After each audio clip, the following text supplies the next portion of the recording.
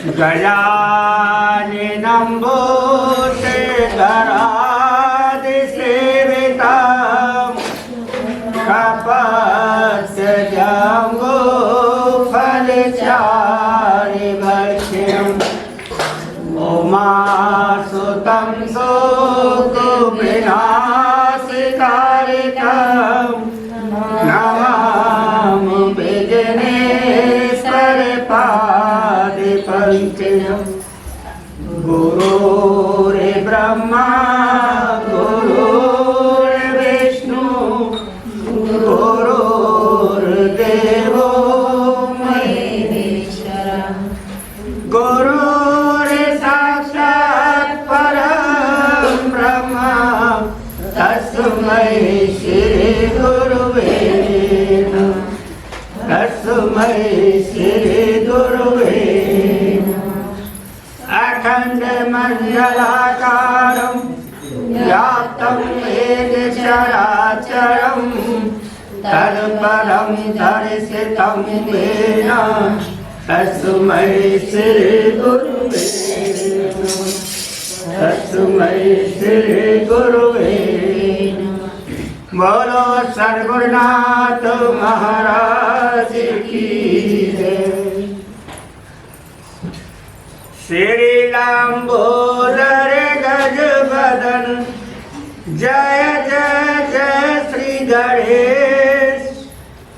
विघ्न हरण मंगल करण काटो सकल कलेश काटो सकल कलेश। प्रथम मैं तुम्हें मनाऊं पान फूल मिष्टान सभी सामान चढ़ाऊं। दो विद्या का दान ज्ञान अज्ञान कहाऊं। रखना मेरा मान चरणों में माथे नवाऊं। स्वर की दाता सरस्वती धरो तुम्हारा ध्यान। वाणी ब्रह्मणी करो मुझको आज प्रदान। गुरु गोविंद के चरण जाऊं शरणों बात। दीनहीन जन जान के रखो शीस पर हाथ। लखन सिया राम जय जय राम मेरे प्रभु राम जय जय राम।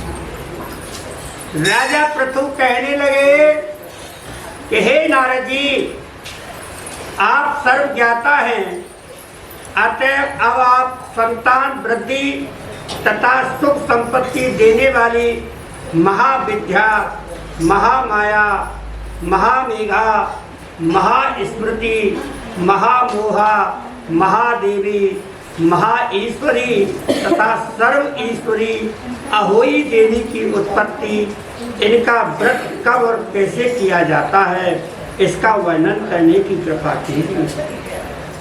तब नारद जी कहने लगे एक समय कली काल में बड़ा भारी अकाल पड़ा था।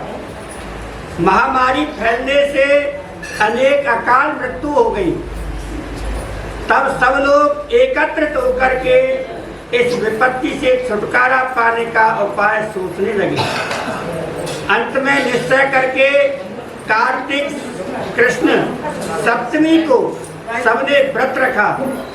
व्रत करते समय सायकाल चामुंडा देवी हाथ में नरमुंड लिए प्रकट होकर कहने लगी कि मैं रुद्र सहित विहार करने के लिए यहाँ पर आई हूँ, परंतु समस्त संसार में पाप छाया हुआ है। ब्राह्मण वेदहीन हो गए, क्षत्रिय सामर्थ्यहीन हो गए तथा वैश्य और शूद्र धर्महीन हो गए। स्त्रियों ने पतिव्रत धर्म छोड़ दिया है, इसलिए सब लोगों को अहोई देवी का व्रत करना चाहिए। कार्तिक कृष्ण सप्तमी तथा अष्टमी को केवल रोगियों को छोड़कर शेष सभी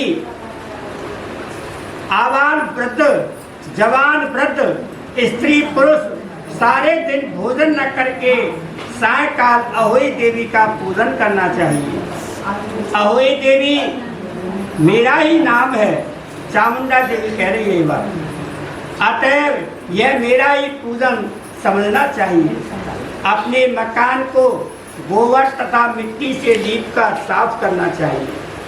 फिर काला, पीला, हरा तथा लाल इन 4 रंगों से द्वार पर मेरी मूर्ति बनानी चाहिए। तत्पश्चात सुंदर सुंदर स्वादिष्ट पकवान बनाकर मेरी पूजा करनी चाहिए।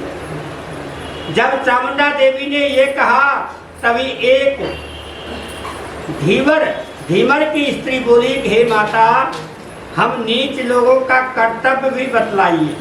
तब देवी कहने लगी कि तुम लोग भी मेरे भक्त हो, तो सब लोग मेरा पूजन करके और तेरी संतान को पूजन करेंगे, तभी उनकी पूजा भी सफल होगी। मेरी पूजा के बाद कुम्हारिन तथा मालिन की भी पूजा होगी। इतना कहकर देवी अंतर ध्यान हो गई। नारद जी कहने लगे, हे राजन, इस प्रकार देवी के कथा अनुसार सबने व्रत किया, पूजन किया, नए नए पकवान बनाए तथा उसी के कारण से सबके संकट दूर होकर सारा संसार सुखी हो गया। राजा पृथु नारद जी से पूछते हैं कि हे राजन, कार्तिक मास तथा एकादशी तिथि श्रेष्ठ क्यों मानी गई है? तब नारद जी कहते हैं कि हे राजन, एक बार यही प्रश्न सत्यभामा जी ने भी कृष्ण भगवान से पूछा था और उन्होंने जो उत्तर दिया वो सत्यभामा जी को दिया था, वही मैं आपसे कहता हूँ, ध्यान पूर्वक सुनिए। एक समय सत्यभामा जी ने श्री कृष्ण भगवान से पूछा कि हे प्राणनाथ, जब सभी मास और तिथियां बराबर हैं सब महीने, तब कार्तिक मास और एकादशी तिथि उत्तम क्यों मानी जाती है? श्री कृष्ण भगवान कहने लगे, हे प्रिय, शंख नामक एक दैत्य समुद्र का पुत्र था। वह दैत्य इतना बलवान था कि उसने इंद्र आदि देवताओं को स्वर्ग से निकालकर उनका स्थान स्वयं ले लिया।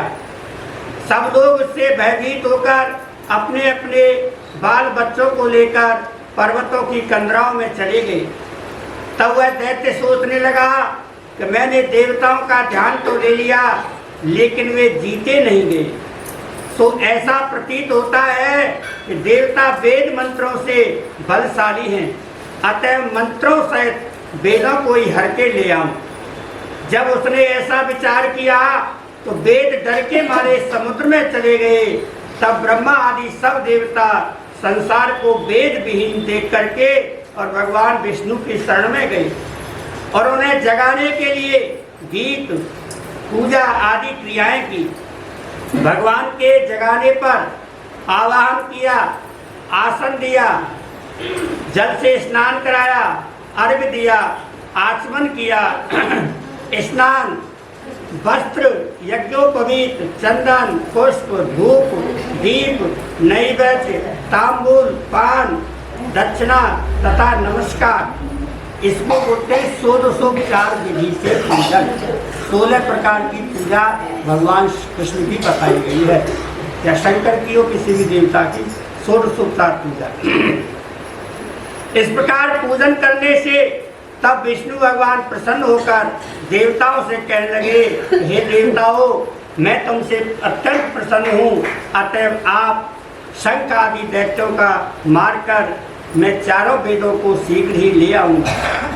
परंतु आज से वेद बीज मंत्रों से कार्तिक मास में जल में निवास करेंगे। अतएव कार्तिक के महीने में जो कोई जल में स्नान सुबह 4 बजे करेगा उसकी यज्ञ के समान फल प्राप्त होगा और उसके समस्त विघ्न दूर हो जाएंगे। हे देवताओं, आज एकादशी के दिन आप सबने मुझे जगाया है, इसलिए सब तिथियों में एकादशी की मान्यता अधिक होगी। अतः कार्तिक तथा एकादशी का व्रत मुझे अत्यंत प्रिय है। नारद जी कहते हैं कि हे राजन, इतना कहकर भगवान मछली का रूप धारण करके और विंध्याचल में निवास कर रहे कश्यप जी की अंजलि में आ गए। कश्यप जी ने उनको कमंडल में डाल दिया, तब कमंडल भी भर गया। तब मत्स्य रूप होकर भगवान कहने लगे कि हमको कोई बड़ा स्थान दो। जब कश्यप जी ने गढ़ा दिया, गढ़ा भी भर गया, तब उन्होंने कुएं में छोड़ दिया, परंतु भगवान धीरे धीरे बढ़ते चले गए। उसके पश्चात कश्यप जी ने उनको समुद्र में डाल दिया। भगवान समुद्र में भी बढ़ने लगे। फिर मत्स्यावतार धारण करके भगवान शंकासुर दैत्य को मारकर बद्री नारायण के आश्रम पर चले गए।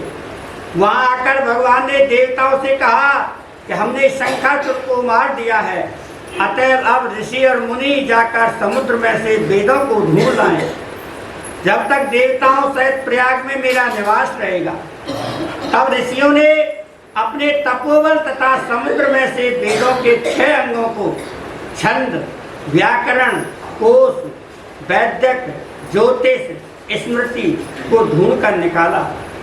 जिस वेद का जो भाग जिस ऋषि को दिया, तब से वही भाग उसी ऋषि से नाम से जाना जाता है। इसके बाद समस्त ऋषि ब्रह्मादि देवताओं के पास आए और उन्होंने वहां पर अश्वमेध यज्ञ किया। तभी से प्रयाग तीर्थों का राजा कहा जाने लगा। प्रयागराज में स्नान, दान तथा यज्ञ आदि विशेष महत्व है। इसके जन्म जन्मांतर के पाप समूह नष्ट हो जाते हैं। स्कंद पुराणे रेवा खंडे श्री 14वां अध्याय कार्तिक मास हरे नमः। बोलो विष्णु भगवान की जय। श्रीमन नारायण